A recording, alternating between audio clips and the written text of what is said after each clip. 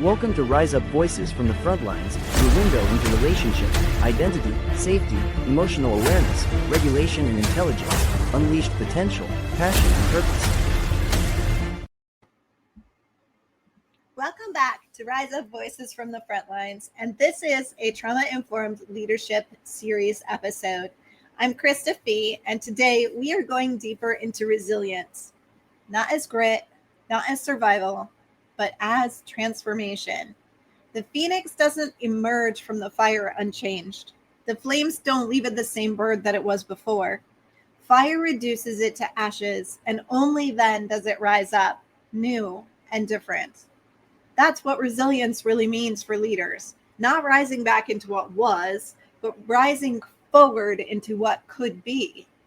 Not surviving the fire unscarred, but allowing the fire to teach, refine, and transform.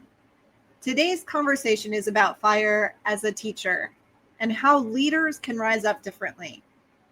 So let me share a story with you about the responder who couldn't go back. A paramedic once told me about the first time that he lost a child on scene. He said, "I couldn't unsee it. I couldn't just go back to who I was before. That version of me was gone."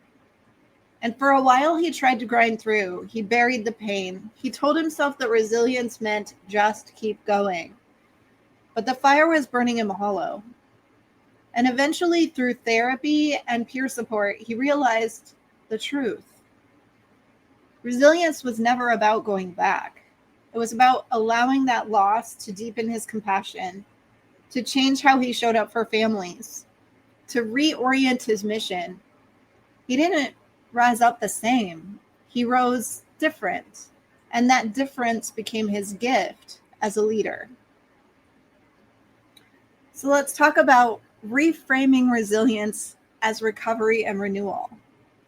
The first truth that fire teaches us is this: recovery is survival. The nervous system can't function indefinitely in survival states. Chronic stress hijacks empathy and distorts judgment, and it corrodes trust. Leaders who grind without renewal are destined for disaster. Resilience leaders practice disciplined recovery. They rest, reflect, restore, because it's a necessary part of leadership. Think of fire as a cycle: burn, collapse, renew, rebirth.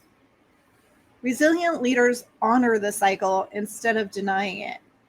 And I don't think we talk enough about post-traumatic growth.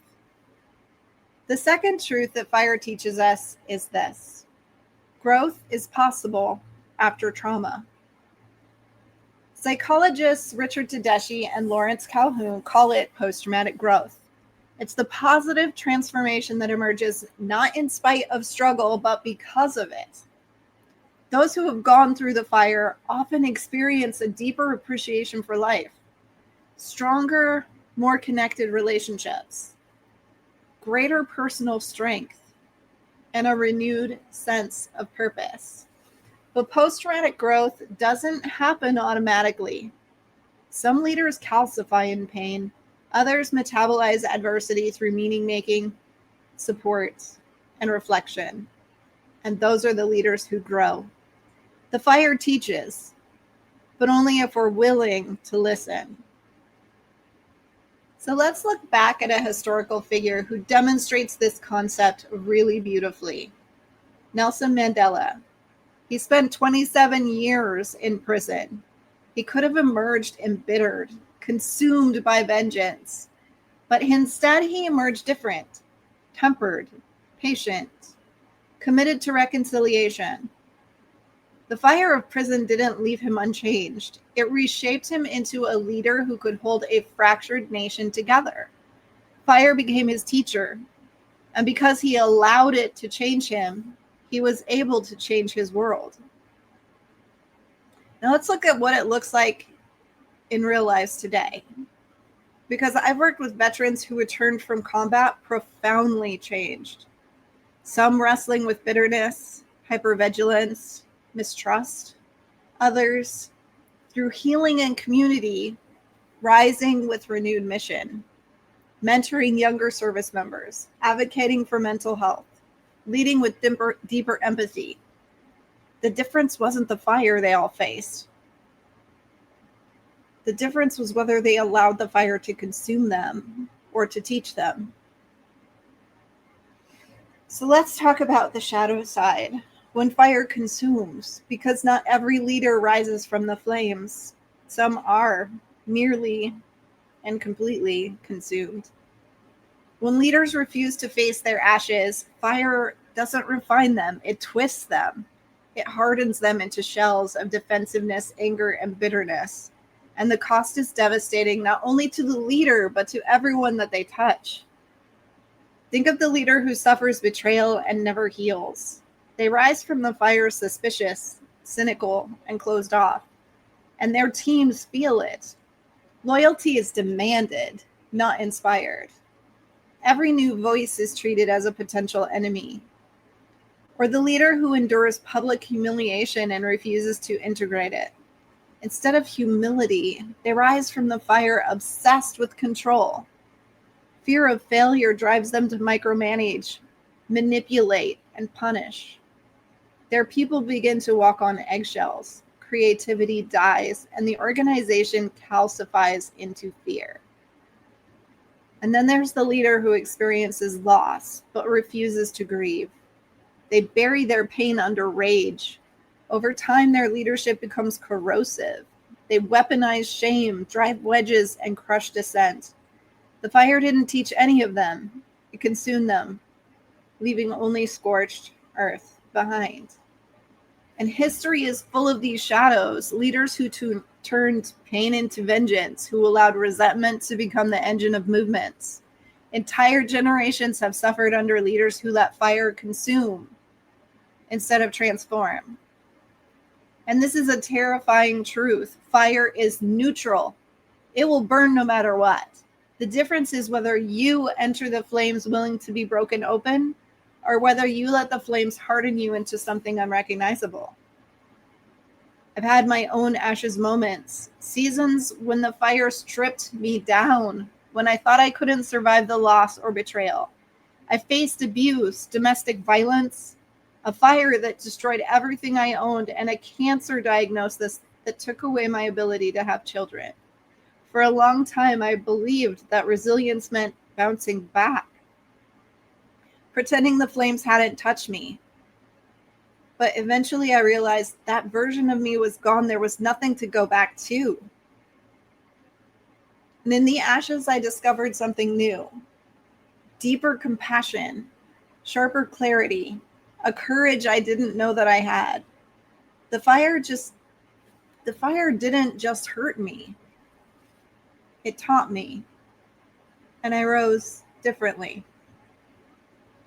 So I want to give you some real and applicable tools you can work with right now in your own life so you can begin learning from the fires. Pause in the ashes. Don't rush back into action. Sit with loss long enough to learn from it. Allow all feelings to be seen, heard, and valued for the messages they're sending. Grieve and seek meaning, not just survival. Ask, what is this teaching me? How is this shaping me? Lean on community. Support transforms trauma. Isolation calcifies it. Integrate the shadow. Don't deny bitterness, grief, and rage. Face them, name them, and choose how they will or won't shape your leadership. And rise different. Accept that you won't be the same. Let transformation be the point, not the failure. Here's some neuroscience insights on how fire rewires your brain. This is where the science fuels hope. Your brain is plastic. Even after trauma, neural pathways can be reshaped. With reflection, therapy, and community, the brain can rewire from hypervigilance to regulation, from despair to meaning, from avoidance to courage. The fire literally reshapes us neurologically. And resilience is the practice of guiding that reshaping in the direction of growth. Let's talk about a teacher that I once worked with who lost her husband suddenly. She said, "For a year, I was ashes. I couldn't imagine standing in front of students ever again." But over time, she began sharing her story of loss with her students, not to burden them, but to model authenticity. She told me, "I'm not the teacher I was before, but I think I might be a better one. The fire broke me open, and now I teach from a place of compassion I didn't know before." Her students didn't just learn academics, they learned resilience. So here are a few questions you can ask for even deeper self-reflection. What fire in my life has left me different? And what have I learned from it? Where am I still trying to bounce back instead of to rise up forward? How can I integrate my shadow so the fire refines me instead of consuming me? Fire always leaves its mark. No one passes through the flames unchanged. The phoenix rises not in spite of the fire, but because of it. And it never rises the same. It rises completely new. And that's the invitation for us as leaders, to stop pretending resilience means bouncing back untouched, to start embracing resilience as being reshaped, refined, and renewed.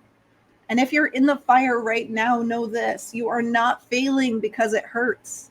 You're being given the chance to rise up different. And that difference may be the very gift that your people, your movement, or your community needs. So thank you for the front lines. This is a trauma-informed leadership series episode. And if this episode speaks to you, share it with someone who's walking through their own fire. Because the more leaders rise differently, the more our communities can trust, heal, and rise up together. So join me in the Rise Up Trauma-Informed Leadership Program, or schedule a custom training to meet your organization's needs. Rise up out of the ashes of your experiences and live and lead your life on fire. Become a Rise Up Hero sponsor to provide mental wellness and crisis response resources for those who serve country and community. Join us in the Rise Up movement today.